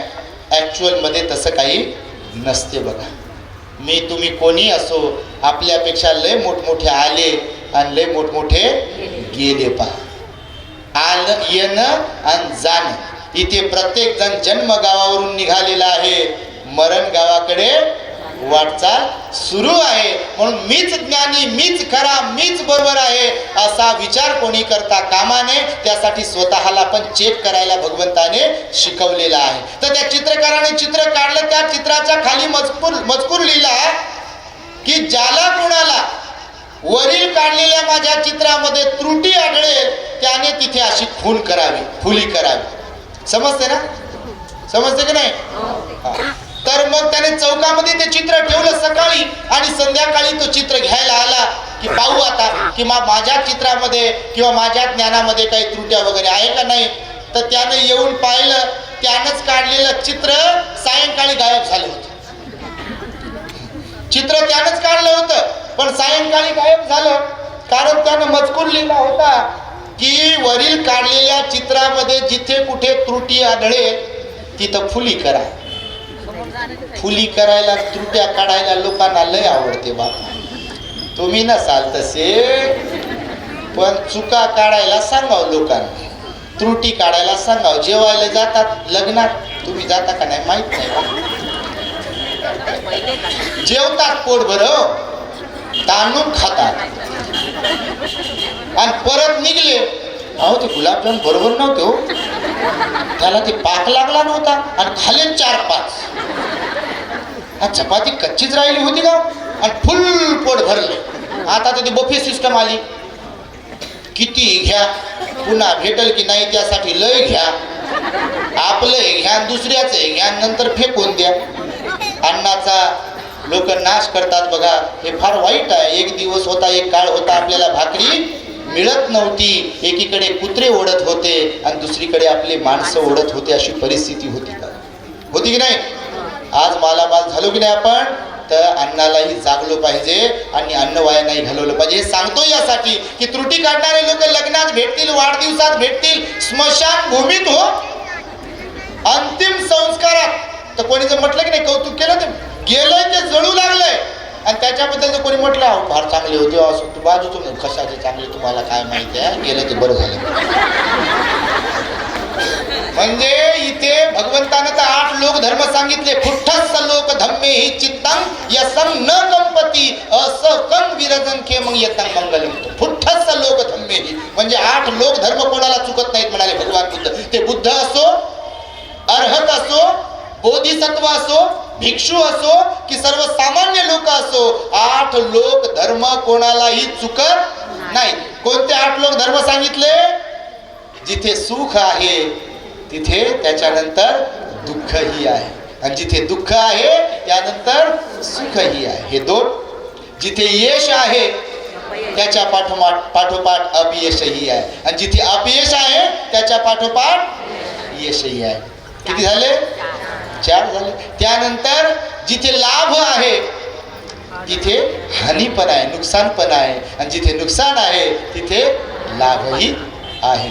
आणि शेवटचे सांगितले जिथे प्रशंसा आहे तिथे निंदा ही हमखास होणार. म्हणजे होणार. जे जास्त पॉप्युलर असतात आम्हाला लय अनुभव येते बापा आता सध्या, त्याचं एक दुःख वेगळंच आहे तुम्हाला सांगतो. कारण जलशी प्रवृत्ती बाबा कमी नसते. हे स्पर्धा परीक्षा देणारे कमी, आणि जीवनाची स्पर्धा परीक्षा देणारे लय जास्त आहे. कोण म्हणा पा लय चांगलं झालं असं तसं बापा काय हे मुकत बसलं असं, त्याचे 12 वाजले. कोण बोलवलं होतं? हा, मला सांगायचं असतं मी आलो असतो म्हणते. हे असे लोक लय भेटतील बा. तुम्ही कपडा लत्ता काही दागदागिने घेतले, घर बांधले की नाही, कोण कौतुक करा, बाजूचं कोणीतरी भेटतेच पहा, ती किंवा तो. हे एकदम नाक असं वाकडं करून मुरडून म्हणते तुम्हाला काय माहिती, आणि काय ढकळं माहीत नसते पहा. त्याला तेल मीठ मसाला लावून सांगतो 2 नंबरचा पैसा आहे हो. तिला पोरीला काय काम धंदा नाही, काही नाही, त्याचं काय खरं आहे हो. एवढंच जमलं जिंदगीमध्ये. कोणाचं कौतुक करता नाही आलं. अहो कौतुक तेच करू शकतात, प्रशंसा तेच करू शकतात ज्यांचं मन मोठं आहे. कोण करू शकते? शरीर मोठं असून चालत नाही, घर मोठं असून चालत नाही, मन मोठं असावं लागते. ज्यांचं मन छटाकभर आहे ते काय कौतुक करतील? कोणाच करतील का? आणि म्हणून तुम्हाला सांगतो बघा, त्या त्रुटी काढली ना, पूर्ण त्याचं चित्र खराब केलं.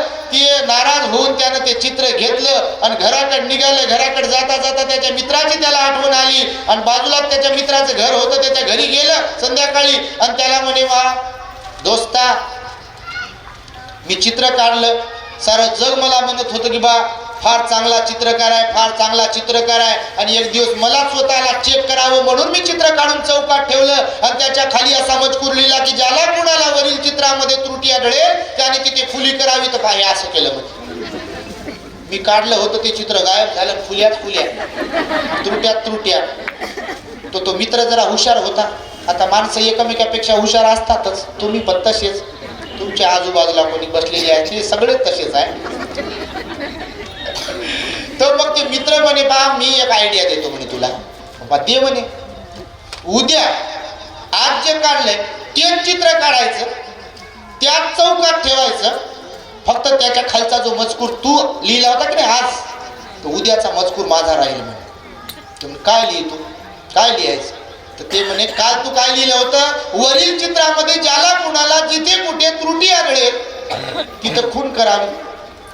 उद्याच्या मजकुरात असं लिहिलं की वरील मी काढलेल्या चित्रामध्ये ज्याला कुणाला पाहणाऱ्याला जिथे कुठे त्रुटी आढळेल, चूक दिसेल, त्याने ती दुरुस्त करावी. आणि खरं दुसऱ्या दिवशी तेच चित्र, तोच चित्रकार, तोच चव ठेवलं बा. लोक यायचे, पाहायचे, खाली वाचायचे, दुरुस्त कर.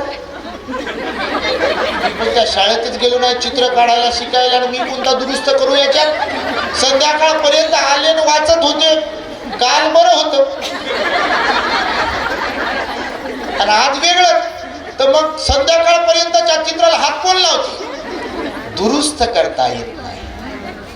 त्रुटी सहज काढता येते, दुरुस्त करता आलं पाहिजे. सोल्युशन दे दो. काय सोल्युशन द्या, उपाय कौशल्य द्या. तुम्ही फक्त नाव ठेवू नका. तर सोल्युशन द्या, त्यासाठी तुम्ही उपाय कौशल्य सुचवा, तुम्ही त्यासाठी वेळ द्या, काम करा, प्रबोधन करा. अहो बदल होत कसा नाही, बदल झाल्याशिवाय तुमच्या माहितीसाठी सांगतो राहत नाही, होत कसा नाही बदल. काम करणारे जर धम्मरथाचे 4 चाक चांगले असतील, भिक्षू भिक्षुनी उपासक उपासिका, तर काम होणार कसं नाही. उगीच तुमचं कौतुक करतोय का. हिंगण घाट सारखे कार्यक्रम काल त्या अंजनगाव सुरजीला पण प्रचंड गर्दी होती. पहा बुद्धवन महोत्सव झाला अंजनगाव सुरजीला, प्रचंड गर्दी. परवाला 3 तारखेला परभणीमध्ये मोरे परिवाराचा गृहप्रवेश होता. तुम्ही जर कोणी पाहिला असेल सोशल मीडियावरती बघा. अहो गृहप्रवेश कसा असतो, छोटासा कार्यक्रम असतो का नाही, नातेवाईक वगैरे. अहो गृहप्रवेशाचा कार्यक्रम असा की जणू काही धम्म परिषद ऐकला, एवढे लोक आले धम्मदेश ऐकण्यासाठी. आणि विशेष म्हणजे गृहप्रवेश वेगळा, म्हणजे बंगला बांधला आणि मग वेगळ्या ठिकाणी मंडप वगैरे टाकून, स्टेज वगैरे टाकून, भंतेजींची खुर्ची बिरची टाकून, लोकांना बसण्याची व्यवस्था, लोकांना जेवण्याची व्यवस्था केली आणि लोक बसले. बघा हे आहेर बिहेर सगळे थांबवले. आहेराचं पण लय डेंजर काम आहे, तुमच्याकडे आहे काय माहिती. ते रुमाल नाकय पुसता येईना त्यानं, हे असा सुती कॉटन असेल तर असं पुसता येते. पहा ते पॉलिस्टर त्यानं काहीच पुसता येत नाही. खरंच आम्ही लहानपणी पाहिलं. तेच रुमाल देते, डोक्यावरही बसत नाही. पहा त्याला कुंकू लावू बीजा आणि जोडीदार कुठे म्हणजे बाजूला बसवा. आणि मग तो काय काय देते. मागे काही आईला आम्ही विचारलं भाषा बस, त्यांना म्हटलं बाई तुमचे लय नातेवाईक आहेत, एवढे आहेर येतात तुमच्याकडे, काय करतात त्याच. बनतेजी म्हणे 4 कपाट भरलेले आम्ही घरात. मी म्हटलं त्याचं काय करता, त्याचं काय करायचंय. आम्हाला पत्रिका जेव्हा येतात तेव्हा याची टोपी त्याला, त्याची टोपी याला, बस टोप्या घालत राहतो. म्हणजे दुसरं काय करायचं, दुकानात जाण्याची गरजच नाही म्हणे कुठं. तुम्ही करत असाल असं काय, तुम्ही नसाल कधी करत. कारण आईला होता कोण कपडा घालते, बाबासाहेबांना भरभरून दिला बघा आपल्याला. सोन्याचा धूर निघतो झोपडीत माझ्या, मजला सलाम करतो तो दिल्लीचा राजा, मजला सलाम करतो तो दिल्लीचा राजा. भीमलेखनीची ही धार, क्रांतीची झाली तलवार, क्रांतीची झाली तलवार, भीमलेखनीची ही धार. खरं की खोटं. बाबासाहेबांना सगळं काही दिलं बघा. दिवस बदलले की नाही आता, परंतु तुमच्या माहितीसाठी सांगतो आहेर बदलले नाही. ते आहेर कोणी घालत नाही. तर तुम्हाला सांगतो की त्रुटी काढायला कोण पुढे येईल, आणि म्हणून त्रुटी वगैरे कोण काढत नव्हतं बघा त्या ठिकाणी.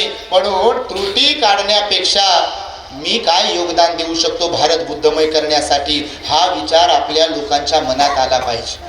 नेहमी प्रवचनातून रिपिटेशन करू करू मुद्दाम सांगतो मी, इथल्या बऱ्याच लोकांना वाटते भारत बुद्धमय तर झाला पाहिजे, विहारात लोक तर गेले पाहिजे, ध्यानी लोक तर झाले पाहिजे, पण माझं घरदार सोडू. भंतेजी तर झाले पाहिजे पण माझे मुलं सोडू. अशानं होईल का भारत बुद्धमय. दुसरीकडे बोट करते अशी.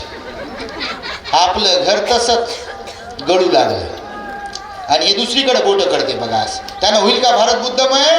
बिलकुल होणार नाही. म्हणून बाबासाहेब 15 ऑक्टोबर 1956च्या भाषणामध्ये आपल्या लोकांना उद्देशून म्हणाले की मी तुम्हाला नव्याने बुद्ध धम्माची दीक्षा दिली आहे. तुम्हाला नव्याने हजारो वर्षानंतर बुद्धाचा धम्म मी देऊ शकलो, परंतु बुद्धाचा धम्म मोठा जड आहे. गळ्यामध्ये मडकं अडकून घेतल्यागत समजू नका. कारण तेव्हा मडकं अडकवायचे ना लोक, तर गळ्यामध्ये मडकं अडकवल्यासारखं समजू नका. बुद्ध धम्म घेऊन तुमची ही जबाबदारी मोठी आहे. महामानवाचे शब्द काय, तुमची ही जबाबदारी मोठी आहे. तुमच्याकडे बघून उद्या इथल्या प्रस्थापित व्यवस्थेनं अशी म्हणण्याची वेळ येऊ देऊ नका की महाराणी बुद्ध धम्म पाठवला. भीम के लगते जिगर, अर्ध्यापेक्षा कमी इधर आणि अर्ध्यापेक्षा जास्त उधरच जात असतील तर बाबासाहेबांशी बेईमानी करणं आहे की कृतज्ञता व्यक्त करणं आहे? बेईमानी करणं आहे का नाही? बघा तुम्ही. आणि त्यामुळे बघा आपले लोक प्रामाणिकपणे धम्माचं आचरण करून बुद्ध धम्माचा प्रचार आणि प्रसार करता आला पाहिजे आपल्याला. कारण प्रचारक जे असतात ते भिक्षू चिवरधारी असो की ग्रहस्थ असो, प्रचारक म्हणून आपण अगोदर व्यवस्थित असायला पाहिजे. तेव्हा आपण इतरांना सांगू शकतो, इतरही लोक आपलं ऐकतील. परंतु आपणच व्यवस्थित नसेल. एक जणानं, गुरुजी तुम्हाला सांगतो, मागे सांगितलं, लग्न लावणारा एक माणूस म्हणे, पांढऱ्या कपड्यामधला, लग्न लावते म्हणे, वाढदिवस करते, काय काय करते, दान घेते आणि संध्याकाळी दारू पिते, त्याला तंबाखूची लत आहे म्हणे, आणि रोज घरी भांडण होते. कोण करते बुद्ध धम्माचा अपमान? कोण करते?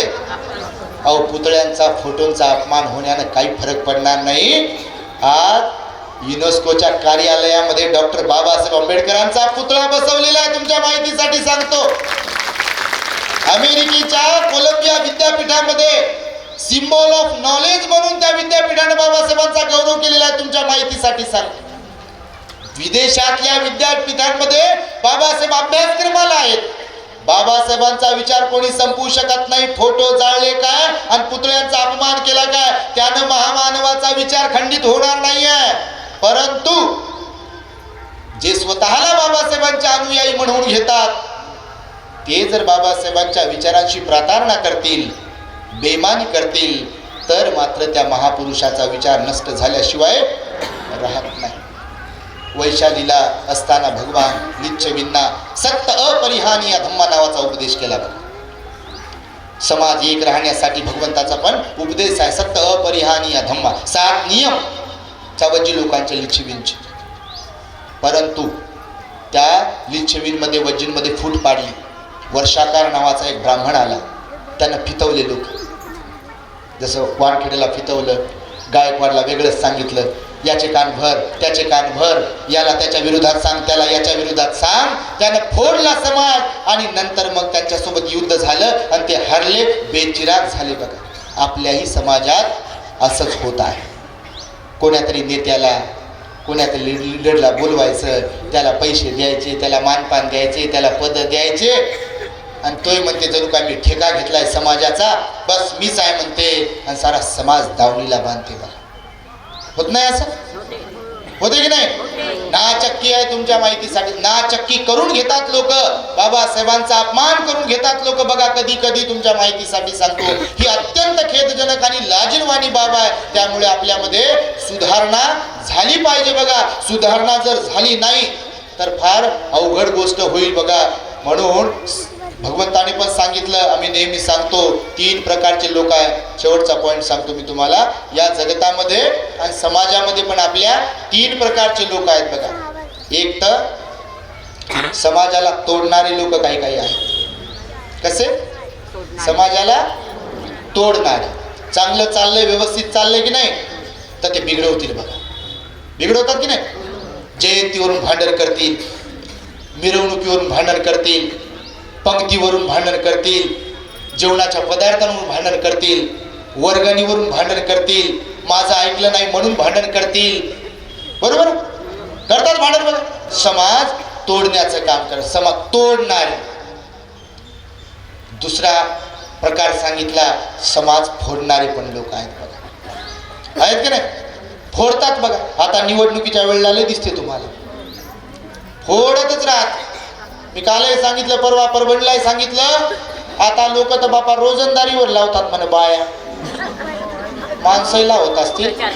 त्या दिवशी तिकडे पाहिलं परभणीला, मी गाडीतून येताना एकाच रंगाचे कपडे असलेल्या काही महिला दिसल्या. मी विचारलं बा माझ्या बाजूच्याला, म्हटलं बा हे काय नेमकं सुरू आहे? ते म्हणे भंतेजी निवडणुकीचा प्रचार सुरू आहे. आणि ते म्हणे भंतेजी हे जे दिसू लागले की नाही लोक, हे रोजाने लावलेले लोक आहे, 500 रुपये रोज आहे. तुमच्याकडे आहे का नाही माहित नाही.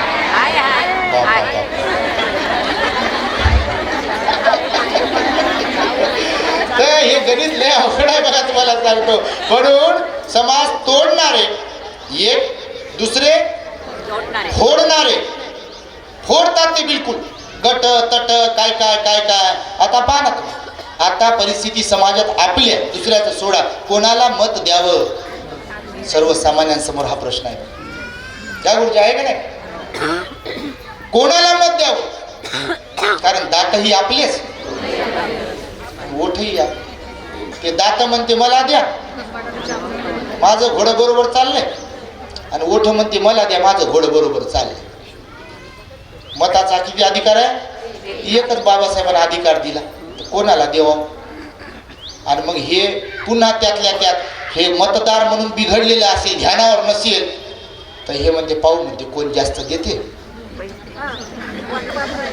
त्याला देऊ म्हणते. आणि देते बापा धडधड विकते, मत विकत नाही म्हणता का? बघा तुम्ही.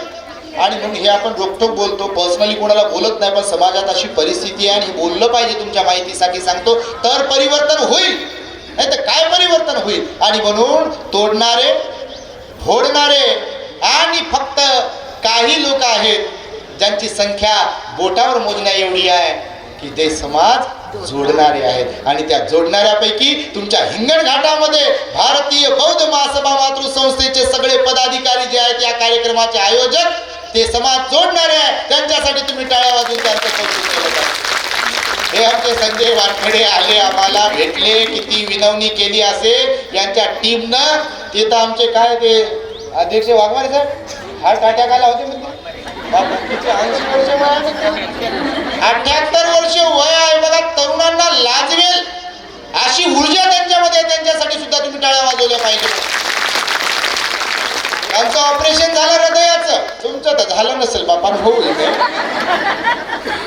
हृदयाचं ऑपरेशन झालं त्यांचं, 78 वर्ष वय आहे, पण बाबासाहेब आंबेडकरांच्या प्रति श्रद्धा, बुद्ध धम्म संघाच्या प्रति श्रद्धा आहे.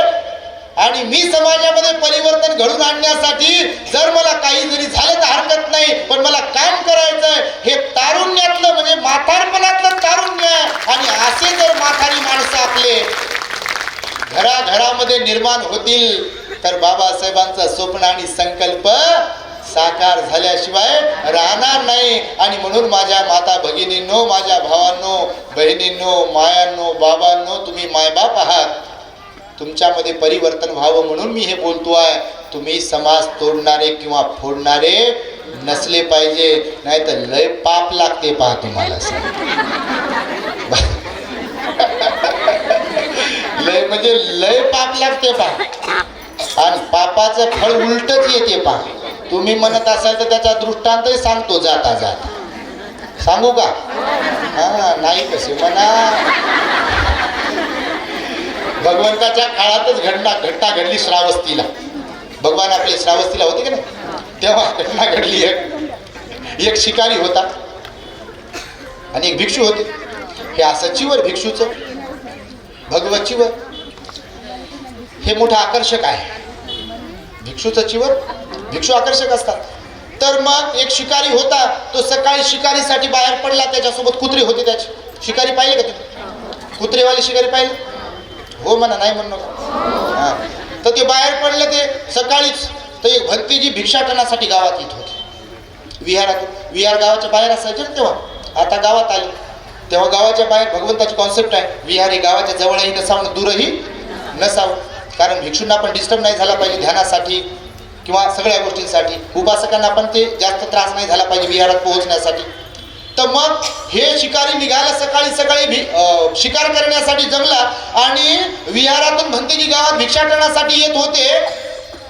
यानं भंतेजीचं तोंड पाहिलं, हे आपशाकून मानणार होत. तुमच्याकडे मानतात का नाही माहित नाही बाबा, मानतात. तो तर लय डेंजर आहे. बंद असाच बसला म्हणते, कॉईन उभाच राहिला म्हणते. मी तुम्हाला आत्ताच करून दाखवतो, तो उभा ठेवू शकतो परातीमध्ये, प्लेटमध्ये. तुम्ही म्हणाल ते करून दाखवू शकतो इथं काही पण. त्याच्यात काही जादू म्हणतात छुंतर, काही नाही. लय काय येते आपल्याला बी. पण मला काही म्हणू नका बाहेर करून दाखवा म्हणून. नाही तर आमच्या घरी या म्हणते जी 1 रुपया ठेवून पान पाहता का? आपशकून भविष्य पाहता का? आणि खरंच भविष्य ते आपण विद्या तुमच्या माहितीसाठी सांग, ते जमते आपल्याला. पण तुम्ही म्हणू नका बा दाखवा, त्याच्या भानगडीत पडू नका, धर्माचं आचरण करा. तर हे शिकारी होतं की नाही. यानं भंतीजीचं पाहिजे मुंडन पिंड टाकलं बिगलं केलेलं आहे, असं परिमंडळ केलं, हातामध्ये भिक्षा पात्र आहे. हे गावामध्ये निघाले भिक्षाटनासाठी, हे निघालं जंगलामध्ये शिकार करण्यासाठी. यानं भंतीजीला पाहिलं. हे काय धार्मिक बिर्मिक काही नव्हतं. आता हिंसा करणारं कुठे धार्मिक राहते का? चोरी करणारं कुठे धार्मिक राहते का? व्याभिचार करणारं कुठे धार्मिक राहते का? खोटं बोलणारं लबाडी करणारं कुठे धार्मिक राहते का? आणि दारू गांजा बिडी तंबाखूचं सेवन करणारं कुठे धार्मिक राहते काय? ते गये गुजरे राहतात हे लोक, हे चांगल्याला बिघडवणारे लोक. खरं की खोटं? होच म्हणा, नाही काय म्हणा, आणि खरंच आहे बाबा. तर मग ते भंतेजी पाहिलं, हे गेलं जंगलात शिकारीसाठी. हे जंगलात गेलं, दिवसभर शिकार शोधली यानं, पण नेमकं त्या दिवशी याला शिकार नाही भेटले. शिकार आहे याच्या मनात एकच विचार, त्या भगवेधारी बौद्ध भिक्षूला पाहिलं, त्याचं तोंड पाहिलं, आणि म्हणून मला काय शिकार भेटली नाही. त्या भंतीजीला भिक्षूला पाहिलं, त्याचं तोंड पाहिलं, म्हणून मला काय शिकार भेटली नाही. आणि हे संध्याकाळी मग शिकार काहीच भेटली नाही. कसं होईल काय होईल म्हणून निघालं घराकडे निघालं. आणि भंतेजी नेमके मग काही कार्यक्रमाला गेले असतील, प्रवचनाला गावातून भंतेजी नेमके तेच विहाराकडे येत होते. विहार गावाच्या बाहेर होत.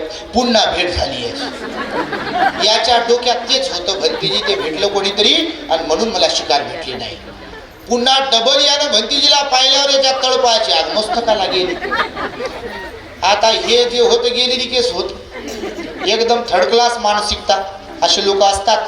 तो याला भंतीजी बद्दल राग द्वेष चीड मनामध्ये होतं, आणि याला वाटलं आता मी याला सोडत नाही.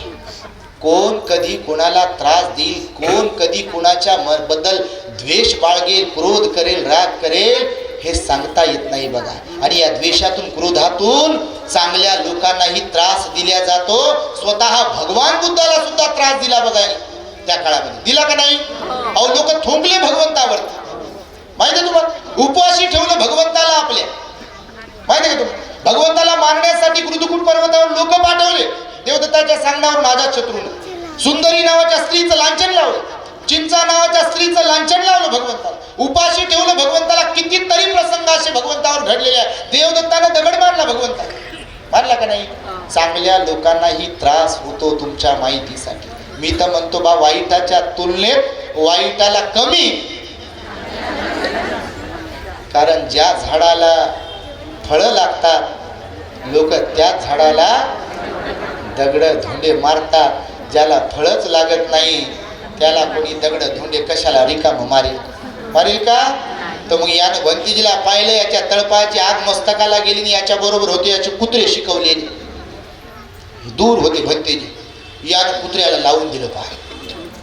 आणि कुत्रे छू केलं की ते कुत्रे फार हुशार असतात शिकाऱ्याचे. ते धावले भंतीजीवर धावले. तर भंतीजी आमच्यासारखं थोडं तरुण होत, ते बी धावले जीवाच्या अंकात आकांतानं. काय करावं आता? तर ते झाड दिसलं, गेले झाडावर चढले सर. कुत्रे खाली, त्याचा मालक शिकारी खाली, भंतीजी वर. हे खालून शिव्या देत होतं भंतीजीला, आणि कुत्रे भुंकत होते. हे म्हणे सोडत नाही म्हणे तुम्हाला, तुला पाहूनच घेतो, असं करतो तसंच करतो. तुम्ही म्हणत असाल भांडणात कोण आहे? 7 जन्मापर्यंत बोलत नाही म्हणे काही लोक. आणि बाबा आताच गॅरंटी नाही, तुमची 7 जन्माची कशाची गॅरंटी घेऊन बसता?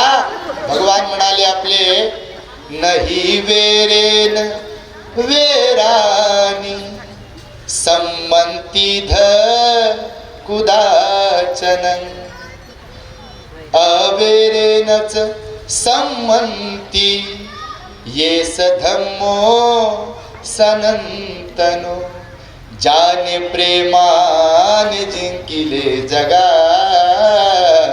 जाने प्रेमाने जिंकिले जगास वीर असा गौतम आहे वीर असा गौतम आहे जाने प्रेमाने जिंकिले जगास आहे की नाही प्रेमाने जिंकले नाही भगवंताने अंगुलीमालाला कशाने जिंकलं प्रेमाने जिंकलं आणि म्हणून हे शिव्या देत होते शिकारी खालून वर कुत्रे भुंकत होते भक्तीजी बिचारी परेशान झाली त्यांना वाटलं बा आता आपलं काही खरं नाही संध्याकाळी होत आली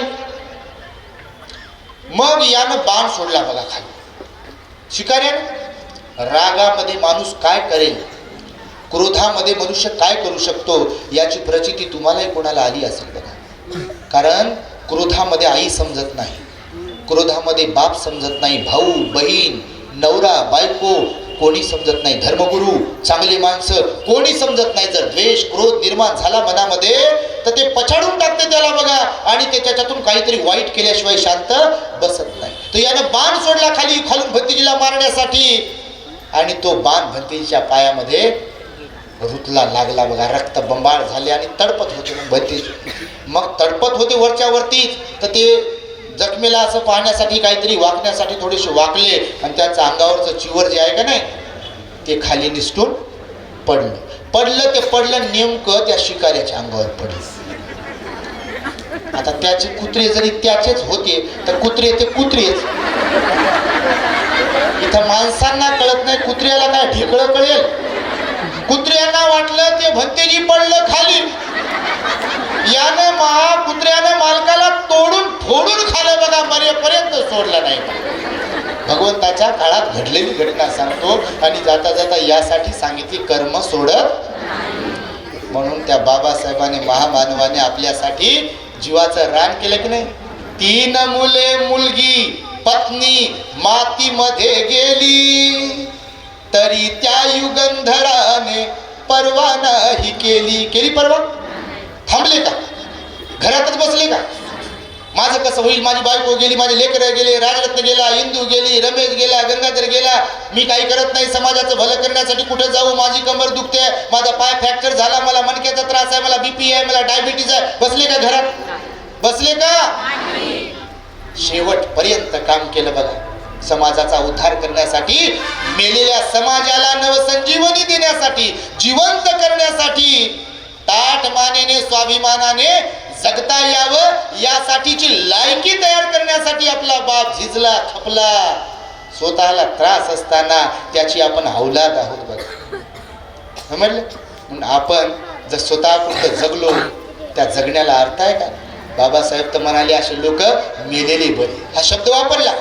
म्हणून शेवटी सांगतो तुम्हाला, कर सको तो अपनी वाणी में कुछ असर पैदा करो, रुख हवाओं का बदल दे वो हुनर पैदा करो, और तुम्हें सम्मान से जीना है अगर इस देश में, तो हर घर में एक अंबेडकर पैदा करो, एक अंबेडकर पैदा करो, एक अंबेडकर पैदा करो जो इस भारत को बुद्धमय बनाएगा.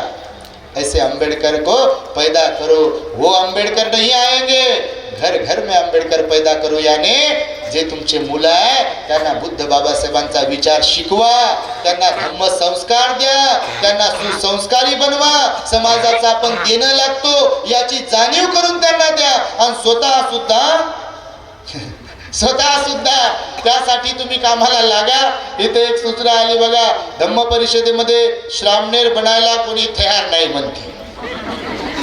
हे तर खरीच गोष्ट आहे बा, पण आमच्याकडे तर एवढं ऍडमिशन होते तुम्हाला काय सांगू, भयंकर वेटिंग लिस्ट असते. तर इथे खरंच ही तर फार दुर्दैवीच गोष्ट आहे. भिक्षू झाल्याशिवाय मी तिथे पण म्हणालो, मला वाटतं भारशंकर साहेबांना का वानकडे साहेबाला कुणाला तरी म्हणालो की याचा एक प्रभाव आहे बघा, तुम्ही पण विचार करा. गुरुजीला पण बोललो, याचा एक प्रभाव आहे. ही अर्हताची ध्वजा आहे. हे काय आहे? ही अर्हताची ध्वजा आहे. याच्याकडे पाहिल्यानंतर हात जोडा वाटतात, पण यातला माणूस जर व्यवस्थित असेल तर. खरं की खोटं? खरंच आहे. मी माझी पाठ थोपटून घेत नाही. आपलं तर तत्व ठरलेलं आहे बा, कारण आपण हे गोळ्या घालतो म्हणून सगळ्यालाच काय गोळ्या सहन होत नाही. त्यामुळे माझं तत्व मी ठरवून घेतलंय, कोणी वंदो अथवा निंदो, पुन्हा बोलवा अथवा बोलवू नका, पण हे गोळ्या घालणं सोडणार नाही. कारण समाजाची आज ही गरज आहे. ही नाळ आम्ही ओळखलेली आहे. कारण ध्यानाच्या ठिकाणी ध्यान शिकवावं, बरोबर आहे, परंतु जेव्हा समाज असा जमते त्या सगळ्यांना असं उद्बोधक प्रबोधनपर काहीतरी शिकवलं पाहिजे, असं आमच्या अभ्यासातून आमच्या लक्षात आलं, आणि म्हणून आम्ही असं बोलतो. तर बघा तुम्ही श्रामणेर जास्त इथे शिबिरामध्ये झाले नाही, असं एक काय म्हणू त्याला की त्यांची एक निराशा आहे. तर पुढल्या वेळेला मला वाटतं किमान 50, पुढच्या वर्षी घेता की काय? होच म्हणतात, पुढच्या वर्षी तुमच्याच माध्यमातून कार्यक्रम घेतात. तर पुढल्या वर्षी किमान किती, मी म्हणतो म्हणून नाही बाबा, जास्तीत जास्त तर ती आम्ही तर 50च म्हटलं बा, 100, पण सुव्यवस्थितपणे सामनेर शिबिर झालं पाहिजे आणि तुमच्यातूनच तुमचे मुलं म्हणा किंवा माणसं म्हणा 50 तरी किमान तयार झाले पाहिजे की नाही? हा, हो म्हणजे बायाच हो म्हणू लागल्या ज्यांना इकडे एंट्री नाही त्याच हो म्हणू लागल्या.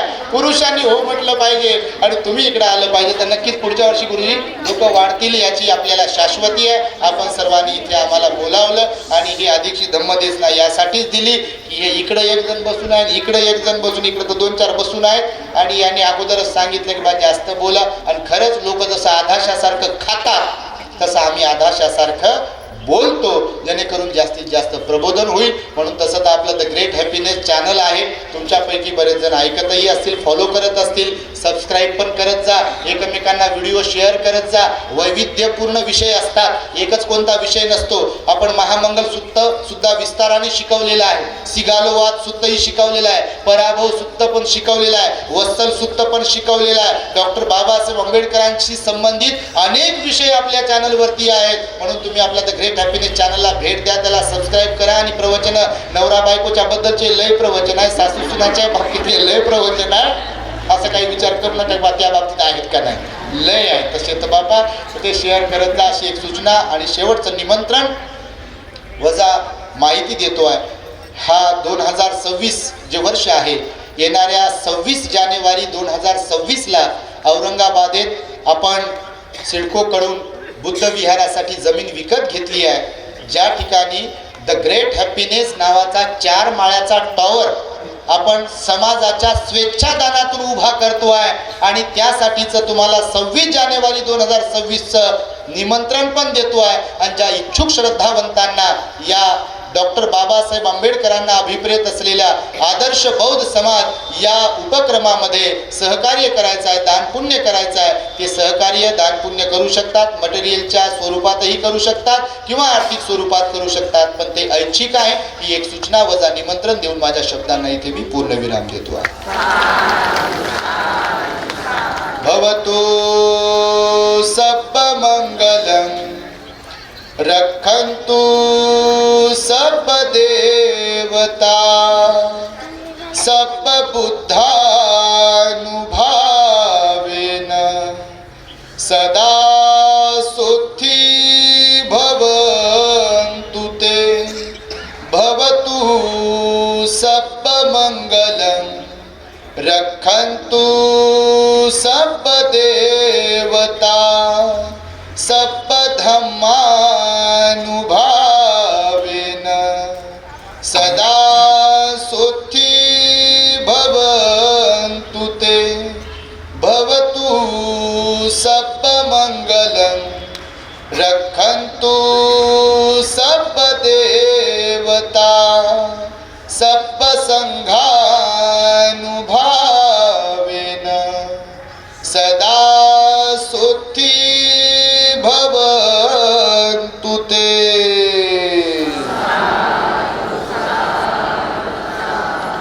बुद्धं नमामि, धम्मं नमामि, संघं नमामि. सुखी हो.